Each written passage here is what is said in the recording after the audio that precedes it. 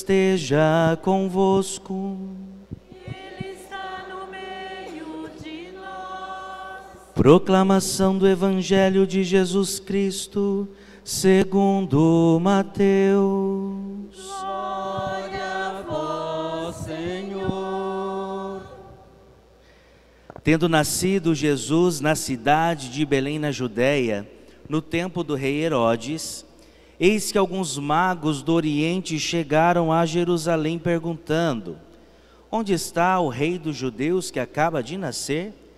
Nós vimos a sua estrela no Oriente e viemos adorá-lo. Ao saber disso, o rei Herodes ficou perturbado, assim como toda a cidade de Jerusalém. Reunindo todos os sumos sacerdotes e os mestres da lei, perguntavam-lhe onde o Messias deveria nascer.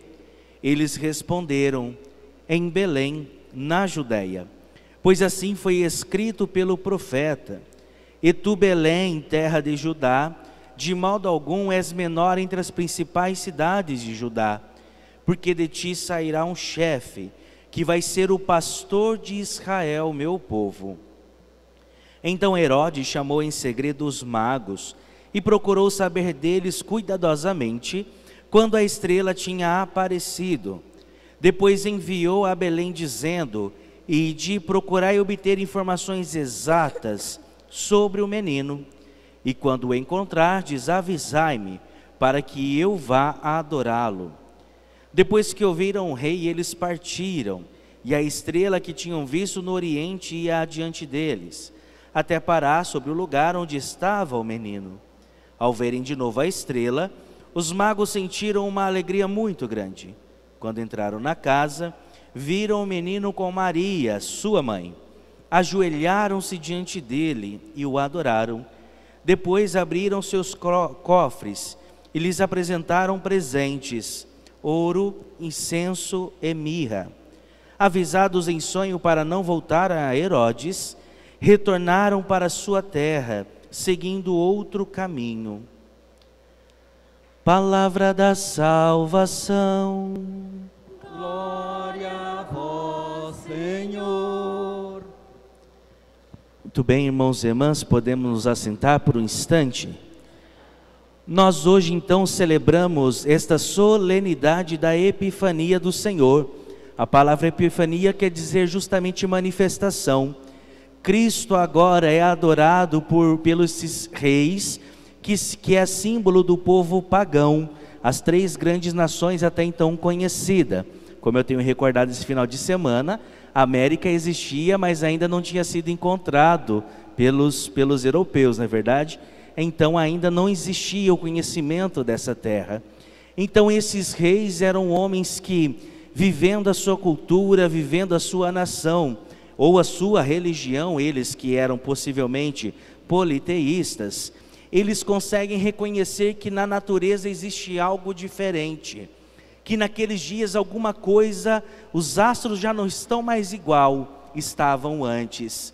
Se nós nos recordarmos, não é, do dia do Natal, nós vamos perceber que também os pastores foram impulsionados e foram ao encontro do menino para também adorar esse Senhor. Ele que é o verdadeiro pastor, o Rei dos reis, Senhores dos senhores, precisava estar e nascer no meio daqueles que simbolizariam, não é, a sua vida. Cristo pastor no meio dos animais junto com seu pai e sua mãe, símbolo da nova humanidade. Se Adão e Eva, não é, cometeram pecado e se afastaram de Deus, José e Maria são símbolo justamente da pura obediência ao Senhor, e sem medo, com coragem, seguiram as promessas de Deus.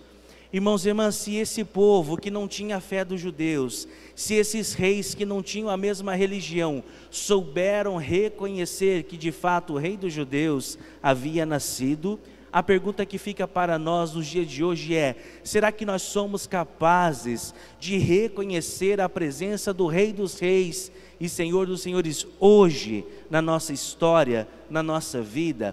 Nós participamos, nós nos dizemos cristãos, porque é uma convenção social, é muito bonita, é uma religião antiga, que remonta ao tempo dos apóstolos, fundada por Jesus Cristo, tem suas leis, tem suas regras, ou é porque de fato eu faço essa experiência do encontro concreto com o Senhor? O Papa Bento XVI, quando ainda estava no papado, ele fez uma série de catequeses sobre a vida da igreja e fez uma profecia grande sobre a igreja. Ele dizia: olha, nós iremos voltar para as catacumbas. Não se engane, a sociedade moderna está voltando para a era pagã, está voltando para o paganismo, e nós vamos precisar algumas vezes celebrar a Deus, celebrar a Cristo de modo escondido, como foram os nossos primeiros pais.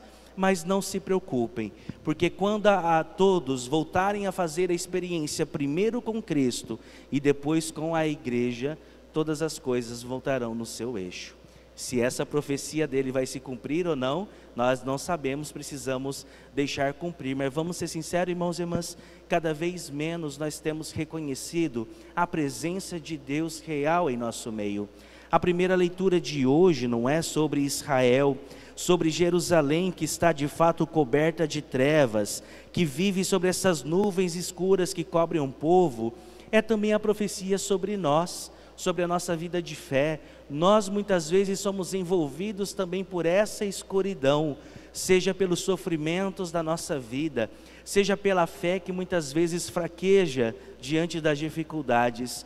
Mas a profecia do profeta vai dizer que os povos caminham à tua luz e os reis ao clarão da tua aurora.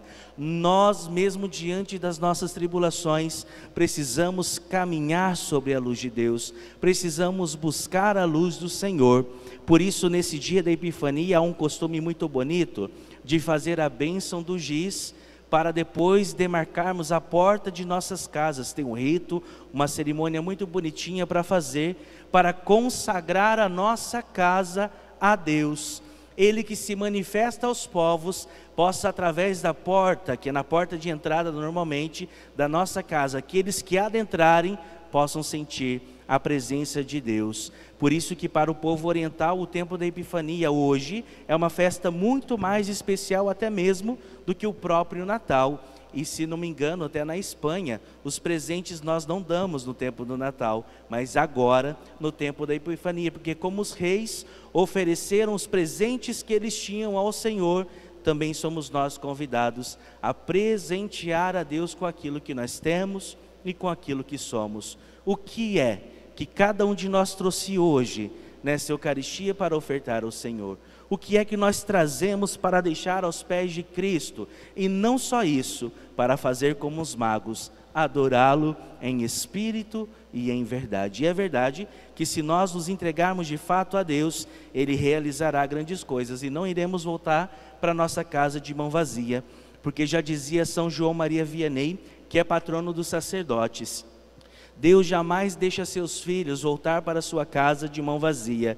Portanto, se nós viemos até a Santa Eucaristia, se nós buscamos a presença de Deus, se nós o adoramos como os magos fizeram em espírito e em verdade, se a estrela continua nos conduzindo até Deus, quando nós sairmos dessa celebração, nós saímos com as nossas mãos cheias da graça de Deus. Eu posso não ter trazido nada, mas eu não volto para casa de mãos vazias, porque a graça de Deus é derramado sobre cada coração, sobre cada vida que se oferta de verdade ao altar do Senhor. E aí, São Paulo na segunda leitura nos toca o coração, dizendo que os pagãos são admitidos à mesma herança, porque fazem parte do mesmo corpo, são associados à mesma promessa de Jesus, por causa do Evangelho, por causa dessa palavra que nós ouvimos, pela Eucaristia que celebramos, pela vida de fé que nós vivemos.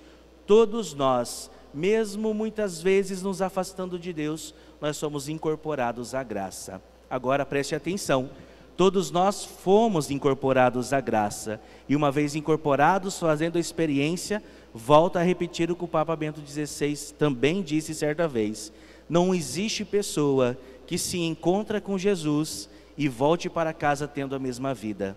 Não existe pessoa que, se encontrando de verdade com Jesus, é ranzinza, é uma pessoa chata, insuportável muitas vezes de estar do lado. Não pode existir pessoas que, se encontrando com Jesus, têm um coração tão fechado que não é capaz de sequer a começar a amar, porque a nossa vida de conversão é uma vida contínua, é diária. E aí nós precisamos aprender com os magos. Os magos eram muito sensíveis ao toque de Deus, como São José também era, porque foi por sonho que Deus revelou para eles não voltarem pelo mesmo caminho. E hoje, nessa celebração, Deus fala para nós cristãos: não volte pelo mesmo caminho.